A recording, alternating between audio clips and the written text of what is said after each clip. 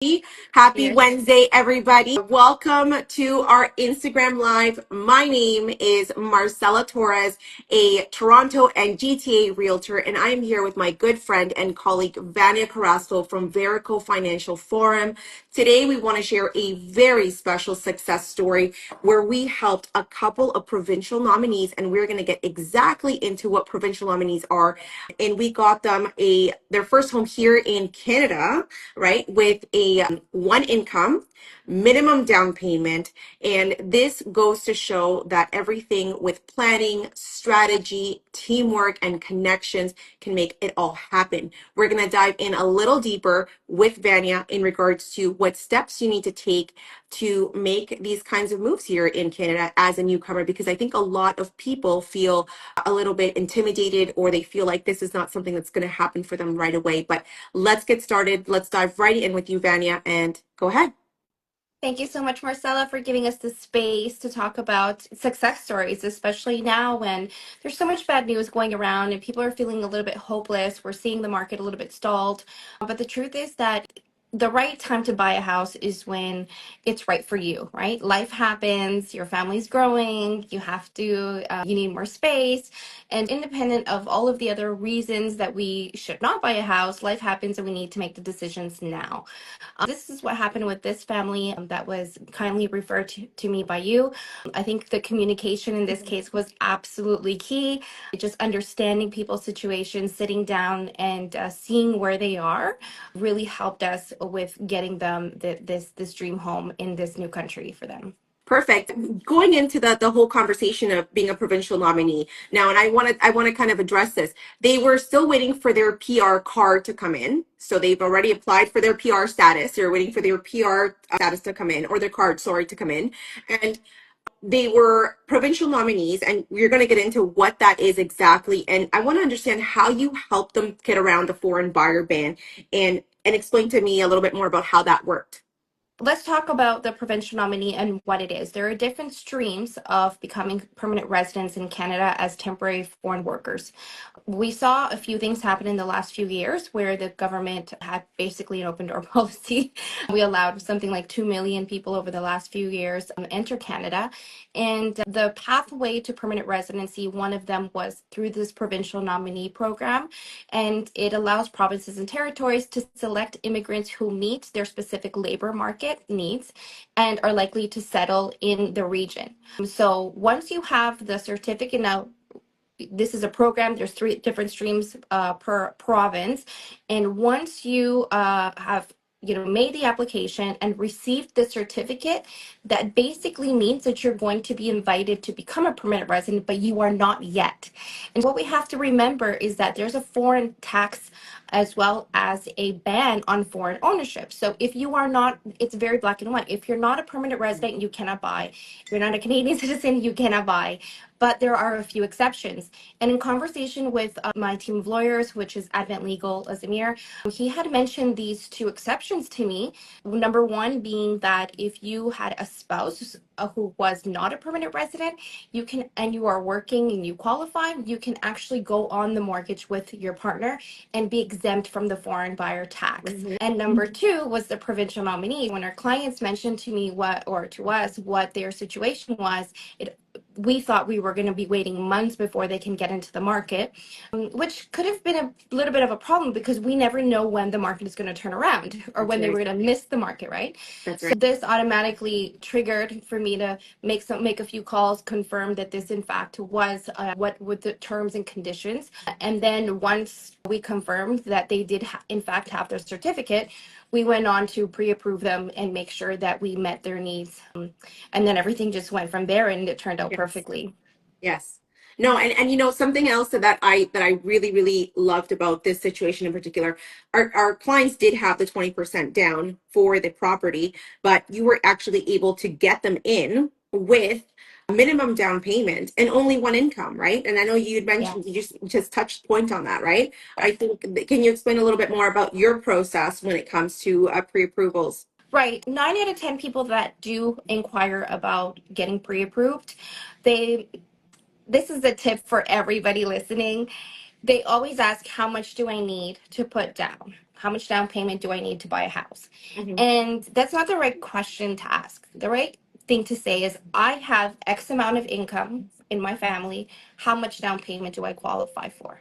That's really important because the down payment depends on how much income you have. Now, let's also remember that provincial nominees specifically, they're professionals in areas that are in high demand. So IT, engineering, they're making close to a six-figure salary, Hmm. combined with other ways that we can income qualify clients, such as CCB income. If they have a family, we can use child tax benefits, which they Hmm. are eligible for. We Hmm. combine all of that and we go, I confirm that we have X amount of income. You qualify to purchase with minimum down payment. Even though the payments are lower over the, if they put 20% down, for this specific family, we met their needs by asking them, what are your long-term goals? Do you really want to deplete all of your savings for this home?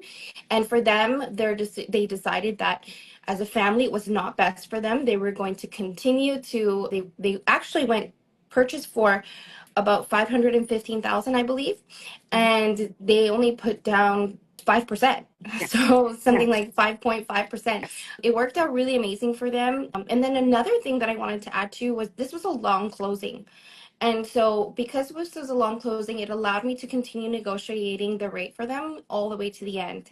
Hmm. And they were extremely happy. They were now paying about $200 to $300 less than what they were Yes. paying for rent in Toronto. Yes. It was beautiful. It really was. It really was a success story that warms my heart. And, I love the way that you touched on the mortgage planning and the financial planning side of it, because you really have to start backwards. What are your goals in the future so that we can work back and really, really understand what you're comfortable with now, correct? Yes, absolutely.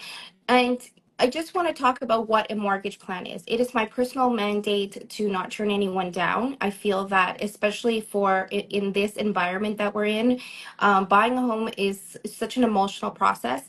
Instead of turning people down or just saying, like, no, you don't qualify, it's always best to just show them what they need, show them how they can become homeowners, especially for new immigrants. I'm lucky enough to be very close to the immigrant community through some of my not-for-profit work, and I know for a fact what it's like to have your own home, move to a new country and be renting, because a part of you feels that that's just not yours. You need stability. You want to feel like Canada's home. And so I'm very, very sensitive to all of that. It's important to take a look at, I call the mortgage plan almost like reverse engineering the pre-approval process, looking at your current situation, income, credit, and your down payment, and seeing, this is what you qualify for now. Is this what you need? And if it's not, let's figure out how we can get you there using some down payment programs for first-time home buyers that we can get you in. And then the decision is theirs, but most importantly, we give them options, which I think gives them a lot of confidence Mhm. and in the decisions that they're going to make. Exactly. No, this was a beautiful story, and I know that there's a lot of people that have reservations behind home ownership because they are new to the country, because they don't understand the laws and the policies that they can, no, the workarounds for them, right? And where they can take advantage of certain programs, right? Benny, I really want to thank you so much for not just helping my clients succeed, but also helping us understand the process, the procedures, and also the teamwork that we had going into this deal. This was a great marriage, you could say. Is there anything else you'd like to add from your standpoint, that you'd, any kind of advice that you'd want to give any future homeowners or any first time buyers here in Canada? As you mentioned, people that immigrated here from other countries that maybe still haven't purchased, right? Is there anything you'd like to add? Yes, for newcomers, it's very important to start building credit from the day you arrive. In this category, I understand that one of the applicants, or the couple, the married in a family, one gets the husband and wife may be able to get a temporary work permit. Mhm. because there's children involved, one decides to stay home and the other one decides to work just for daycare purposes, it's still important for the other spouse, the non-working spouse, to start building their credit. Lease agreements, put them under both names. Phone bills, put them under both names. Utility bills. So everything that you open up, make sure that it's joint, so that if home buying is something that you're planning to do in the near future, that you have built some sort of credit. Now, we got around this in this situation because Equifax is available in 25 countries.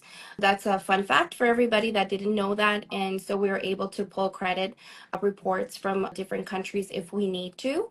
And that's a really important point about this too, because how did they buy a house without credit? We had other ways of getting around that and satisfying the lenders. Also, I do want to mention, without going too much into detail, this was a lender from a major bank, and we weren't using alternative lending for this type of scenario. Now, and for new home buyers who have lived in Canada for a long time, take advantage of the RRSP program, Home Buyers Program, and the FHSA. If you don't know about them, I encourage you to contact myself or you, Marcella, that we can get into detail and start mortgage planning for you. Well, thank you so much. And just to add to that last point that you said, you are really you're true master at that. You are really a true master at really finding out where, clients and where people can actually pull from and what the best course of action is for them, right? I really appreciate that. I Thank learned a you. lot during this process, Vanya. You are a ray of light, and as always,